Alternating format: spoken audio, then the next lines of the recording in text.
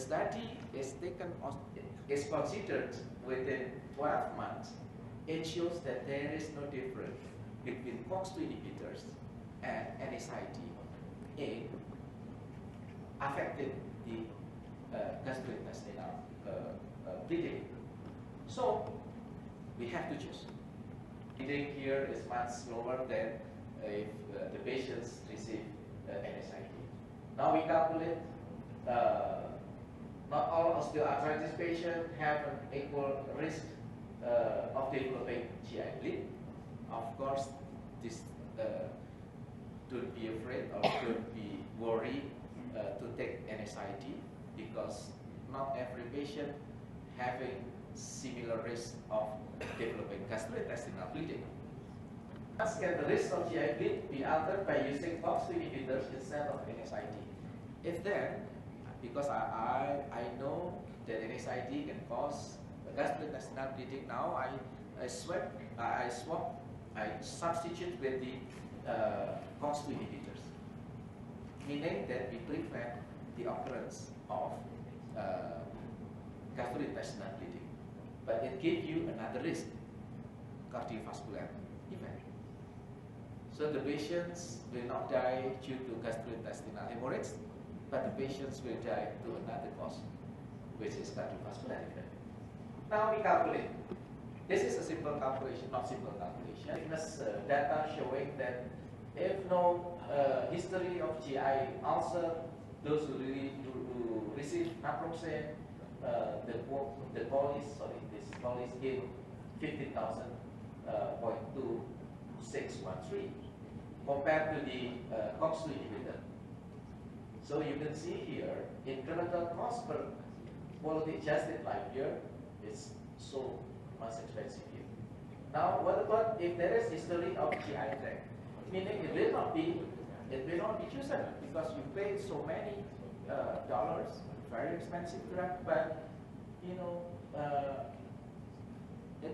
the patients may not develop GI ulcer anyway. But for those patients who has the history of GI ulcer, it shows here that COX-2 inhibitors, the incremental cost per polycane is 55,000. We have to decide whether we will select COX-2 inhibitors or NSAID.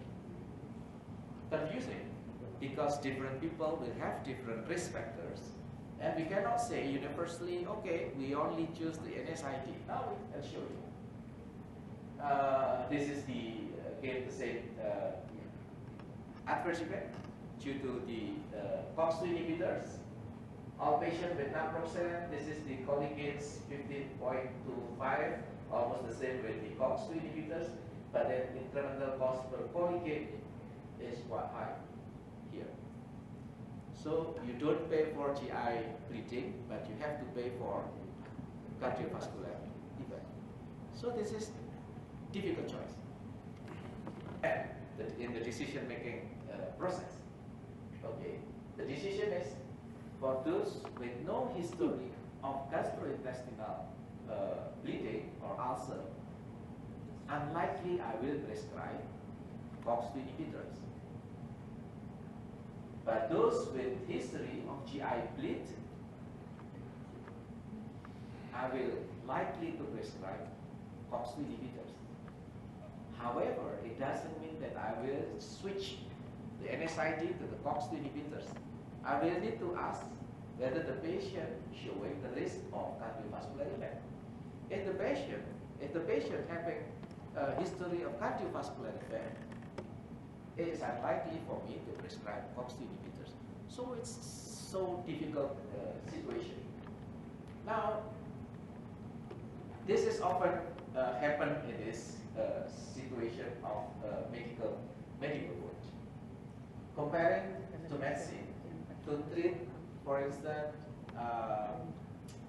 lung cancer, non-squamous small cell lung cancer, whether you would like to treat your patient using pemetrexed plus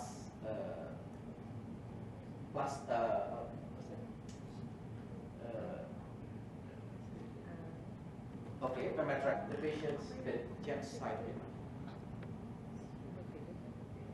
The study show the results are the same, and it claims and saying that pemetrexed is not inferior compared to GEM side effect. But the price of pemetrexed is even 4 times more expensive than GEM side effect in one cycle. So I will leave it up to you whether you will choose the more expensive one because the doctor start to prescribe that expensive drug and you're ready to pay anyway. But you never know that the result or the outcome of the treatment are similar. This makes us very difficult to decide. But pharmacoeconomics help us then to say, okay, this time, sorry for this time, it will be very difficult for us to decide that we will recommend this drug to the patient because in any way, the cost for every cycle and any consequences of the treatment are the same. So we will use the cost minimization. We'll take the GEM side. In the nice showing, for non-oncologic reviews, only 60% are not recommended. So do not recommend. But when oncologic review was carried out, almost 56% do not recommend the use of it. I mean, means that even NICE, National Institute of Clinical Excellence in England, saying that sorry, we don't recommend the doctor to prescribe this oncologic drug. 56% of those proposed to the National Institute of Clinical Excellence because it is very expensive and we cannot afford it. I'll show you this. This is 2014, just published last year, showing this is for non-oncology. This is to not recommend the green one, recommend on weight restriction compared to the oncology. In 2013, 100% of those do not recommend oncology. It shows that the rich country, they have the system to control not the price, that to control whether they could pay for the claim or not. It depends on the price of drug. NICE has already claimed that the range within which a threshold value lies between 2,000 to 30,000 pounds sterling per polycane will be permitted. The cost of drug to prevent to produce one cost per quality tested life year is between 2,000 and 3,000 pounds sterling, and then they are permitted to prescribe. If they are more than that, and then NICE will not pay for the claim. We will also use that kind of scheme, but we need some studies.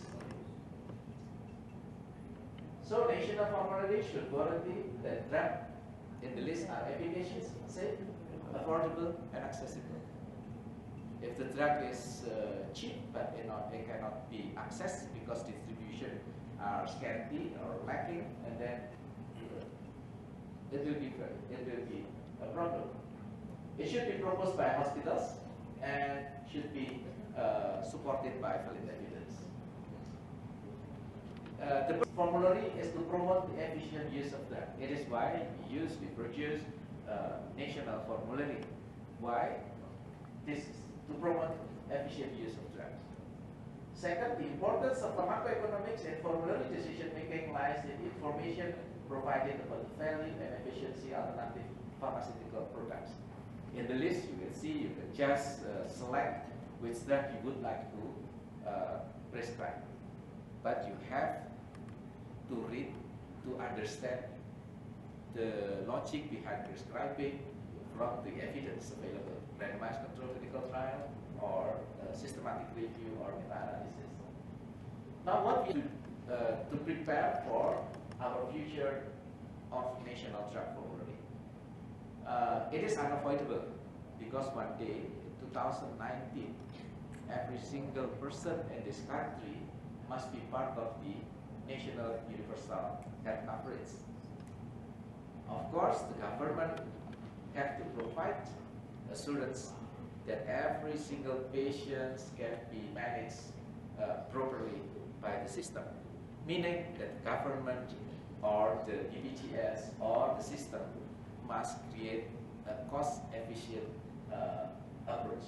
We would recommend pharmacoeconomic study will be submitted to consider whether the drug will be listed or not.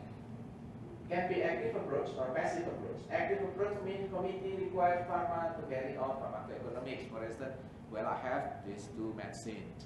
They are quite similar outcome. There is no difference in terms of number of hospitalization, outcome, etc. and so forth. But then we are trapped with the different cost.